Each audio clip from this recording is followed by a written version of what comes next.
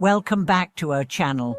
Today, we are going to explore one of the most profound and complex concepts in both Buddhist and Confucian traditions. Does the cycle of Samsara really exist? Samsara, the endless cycle of birth, death, and rebirth, is often considered one of the central teachings of Buddhism. But how does it relate to the understanding of life and death in Confucianism? And, perhaps more importantly, how can we apply these ancient teachings to our modern understanding of life's mysteries? Life and death are questions that have fascinated humanity for millennia. Across cultures, people have asked, what happens when we die?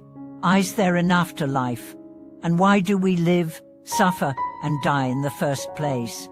In Buddhism, the answer lies in the concept of samsara, a cyclical existence that perpetuates suffering until one achieves enlightenment.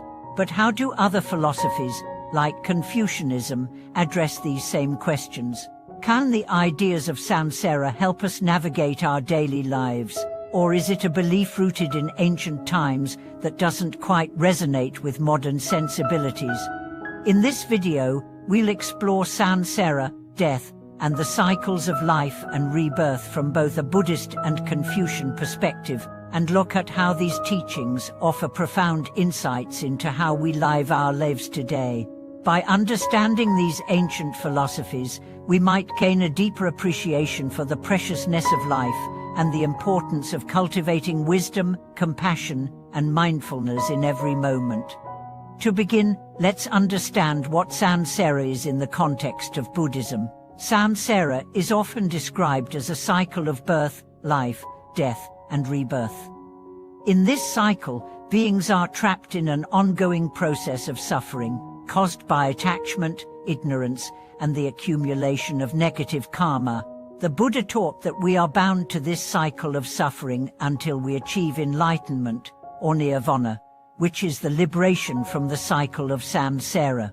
In order to break free from samsara, one must overcome desires, attachments, and delusions, and cultivate wisdom, ethical conduct, and mental discipline.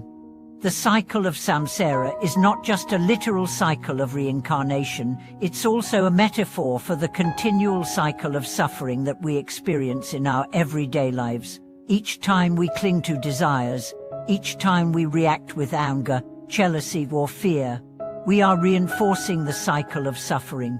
In a sense, samsara represents the way we often live without awareness, perpetually stuck in patterns of negative emotions and actions, unable to break free. However, Buddhism offers the path of mindfulness, ethical behavior, meditation, and wisdom as ways to transcend this cycle and attain liberation. Now, what about Confucianism? While Confucianism doesn't have the same framework of samsara, it still offers valuable insights into life, death, and the human condition. In Confucian thought, the focus is often on how to live a righteous life, fulfilling one's duties, and maintaining harmony in society.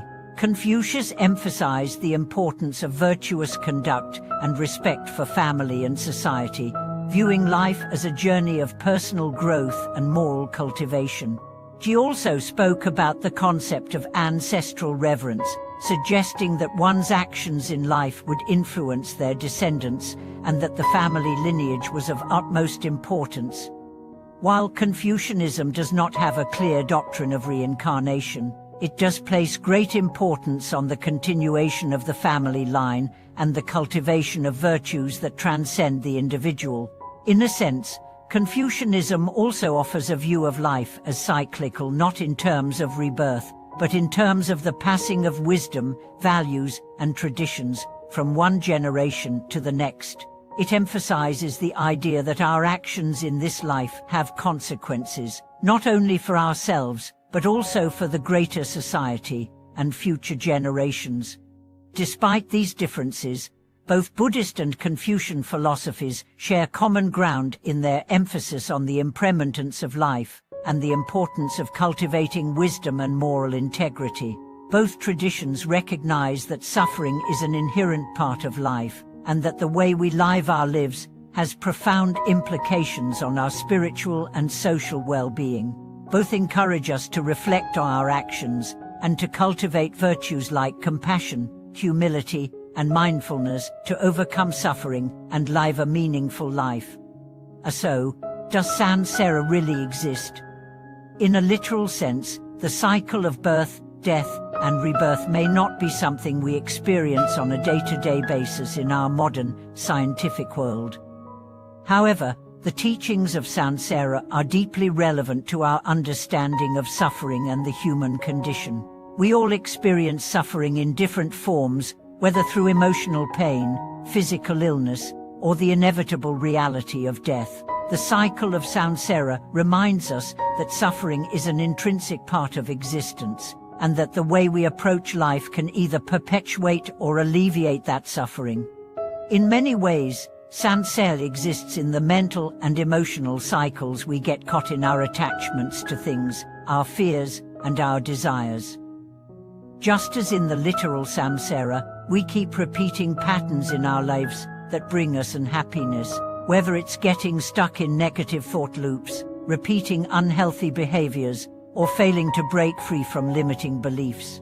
Understanding the nature of Samsara helps us recognize these cycles in our lives and gives us the tools to break free from them.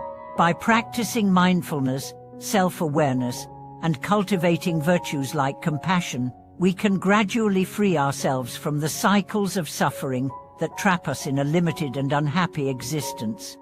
In Confucianism, the importance of moral integrity and the cultivation of virtues provides a different but complementary approach to breaking free from suffering. By focusing on living a virtuous life, respecting our ancestors, and fulfilling our duties to society, we contribute to a world that is harmonious, balanced, and meaningful. Confucianism teaches us to live with purpose and to honor the wisdom and traditions of those who came before us, knowing that our actions today will ripple through future generations. Both traditions, therefore, provide us with valuable tools for breaking the cycle of suffering and finding peace. While Buddhism teaches us to transcend the cycle of samsara through mindfulness, meditation, and the cultivation of wisdom, Confucianism encourages us to focus on virtue, self-cultivation, and our responsibilities to family and society. Both paths ultimately led us to a deeper understanding of life and death, and a more fulfilling way of living. In conclusion, the cycle of samsara may not be something we experience in the literal sense, but its teachings are deeply relevant to our modern lives. The recognition that suffering is a part of existence and that the way we live our lives has profound consequences can help us lead lives of greater purpose, peace, and wisdom. Whether we follow the path of Buddhism or Confucianism or both, we can learn to break free from the cycles of suffering and create lives that are meaningful, compassionate, and fulfilling. Thank you so much for watching today's video. I hope this exploration of samsara and the teachings of Buddhism and Confucianism has offered you valuable insights into how we can navigate the mysteries of life and death. Please share your thoughts and experiences in the comments below, and don't forget to like, subscribe, and share this video to support the channel. Your support means a great deal to me, and I look forward to bringing more insightful content to you in the future.